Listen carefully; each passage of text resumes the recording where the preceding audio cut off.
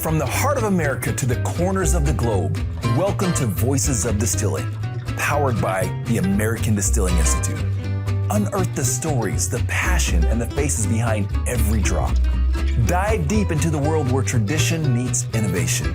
With me, your host, Ronnell Richards. Let's tap into the spirit of distilling, where every voice is unique, but the heart remains the same.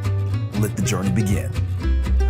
Welcome to the latest episode of Voices of Distilling. My name is Ronnell Richards. I am your host.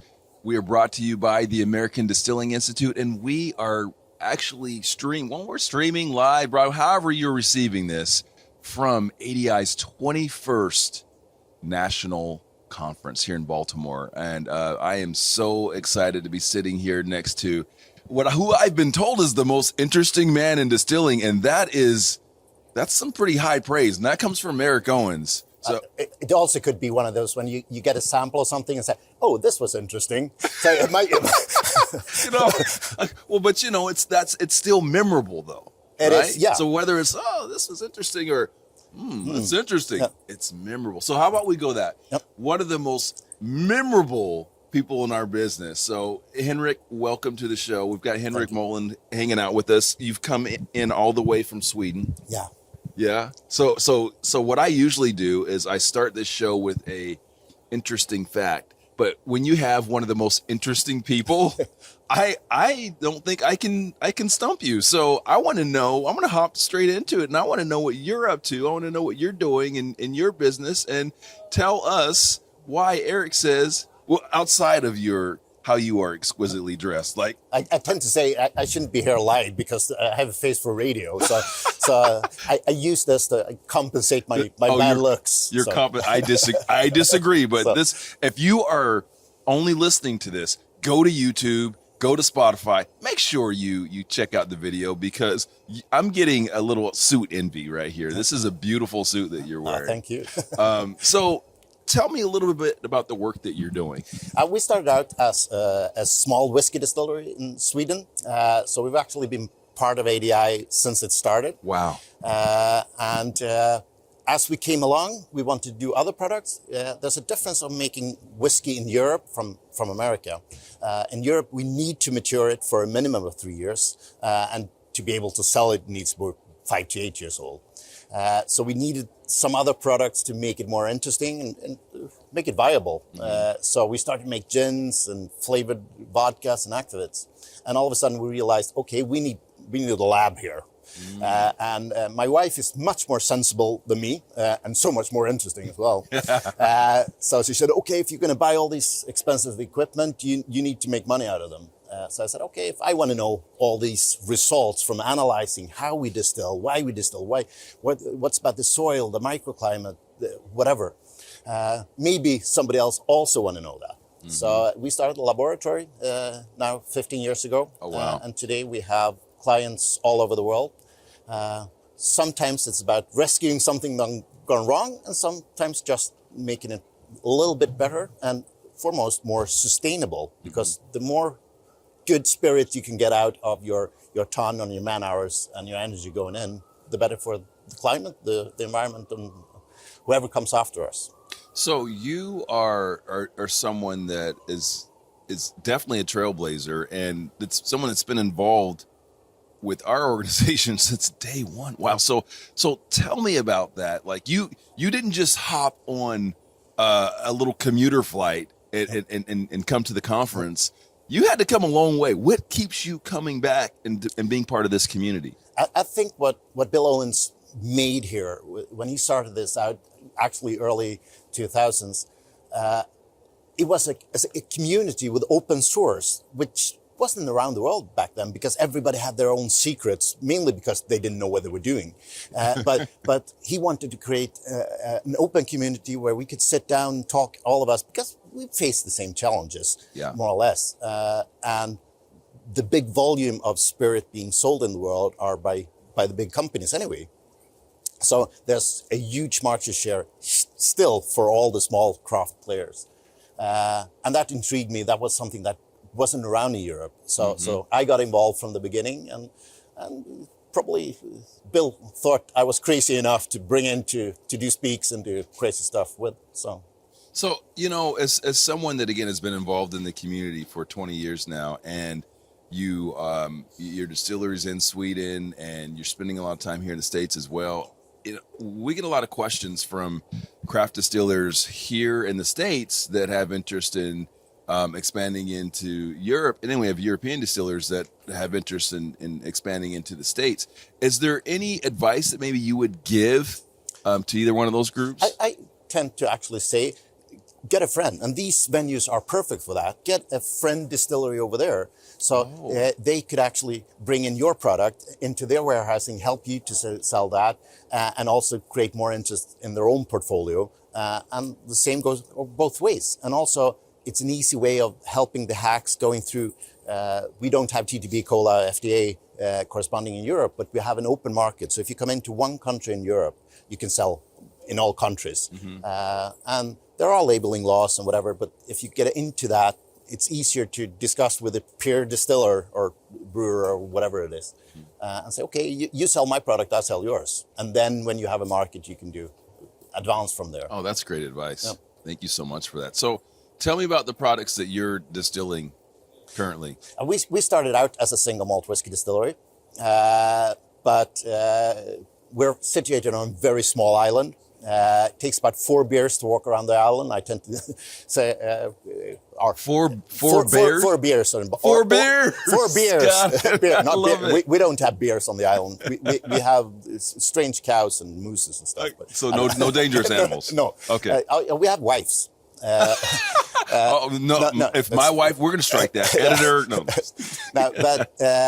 no. So it's a very small island, but it's a beautiful island, lush island, and we have a perfect microclimate. So we grow most of our botanicals and a lot of our grain on the island as well. Island. Wow. We can't procure everything because it's not big enough.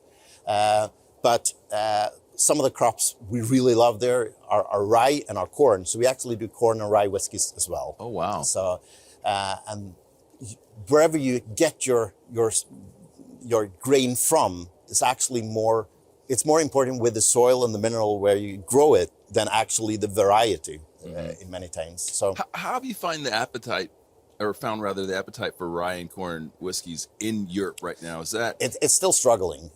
Corn is coming along, obviously the bourbon varieties, but also we see some mainland European distillers coming along with corn. Not so much though. Bourbon has a good market share in Europe. Not as much as the blended whiskey yet, but I think it will be within a couple of years. And then we have rye, or rye whiskies.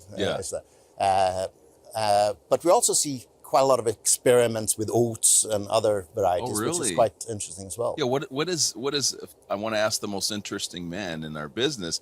What is the most interesting spirit that you've tasted or that you've made? Oh, we did a spirit out of residual products from a butchery 10 years ago. That was very strange. It's supposed to be a protein vodka. It didn't fly, to be honest. It was well, hold on. I work out a lot. Yeah. I might be able to get into that. And we did a bacon vodka. That was amazing, actually. Good with barbecue. But I would say those strange flavorings where you bring in something else. But you said it didn't work out that well. The market's quite small. We actually did in our distillery. There's a wormwood flavored schnapps or vodka, you can say, that's quite popular in Sweden. Okay. So generically it's just vodka and wormwood, and you let it macerate, and you have it with smoked eel. Oh. So what we actually did, we distilled it together with the eel and had that as a banquet where we actually ate the eel, drank the spirit, and it was fun. And as you get intoxicated, you eat and drink, whatever you do. Then we tasted it the day after, and you wouldn't do that again. Really?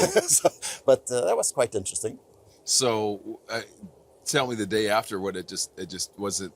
It wasn't resonating the same way. No. Okay. So it was probably in the moment. It was. Okay. But a lot of those where you bring in things that you didn't think about, and it could be, of course, if you like meat, you could put that in there because it will again alter the flavor profile.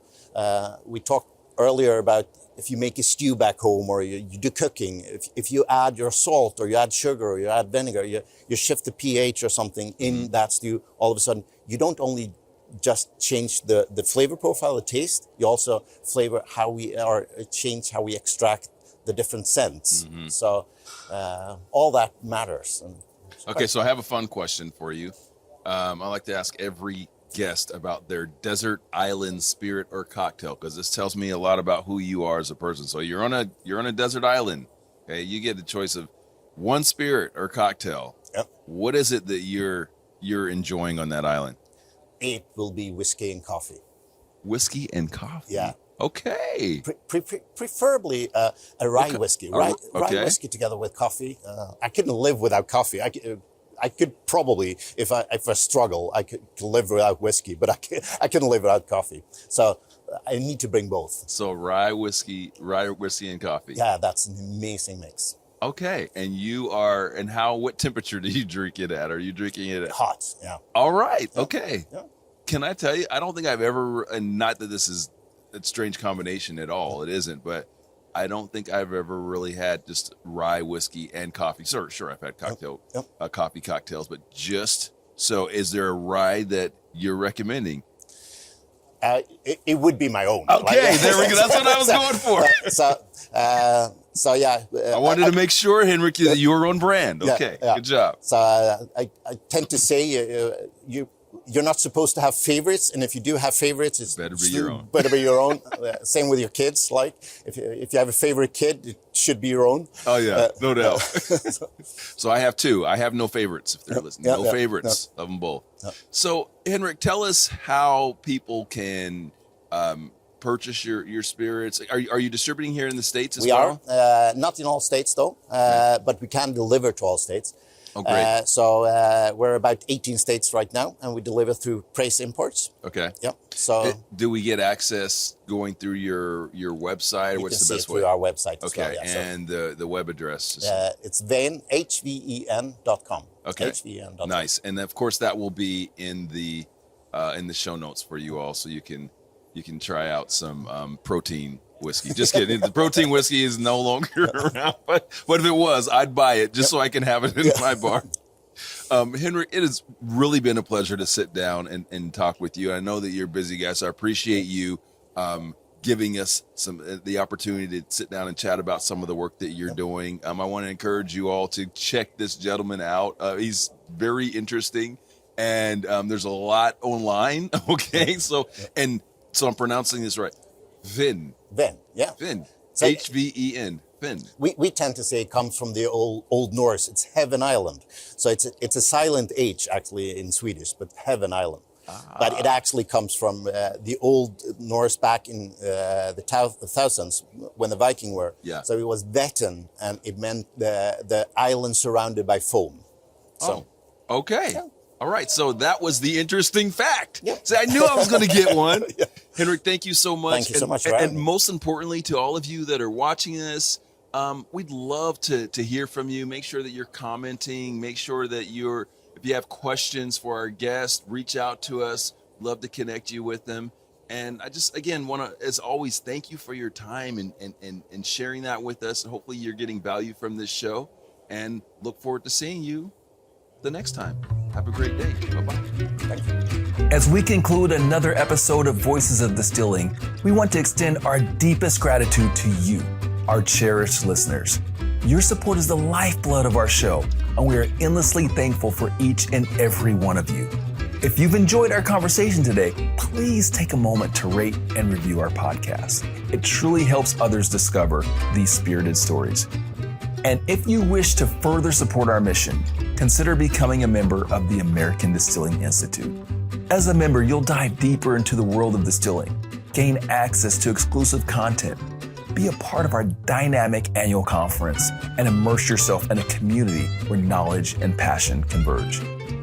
Visit our website, distilling.com, for more details on how you can benefit from membership and contribute to the vibrant tapestry of distilling. Until our glasses clink again, remember, every drop has a story, every voice a passion.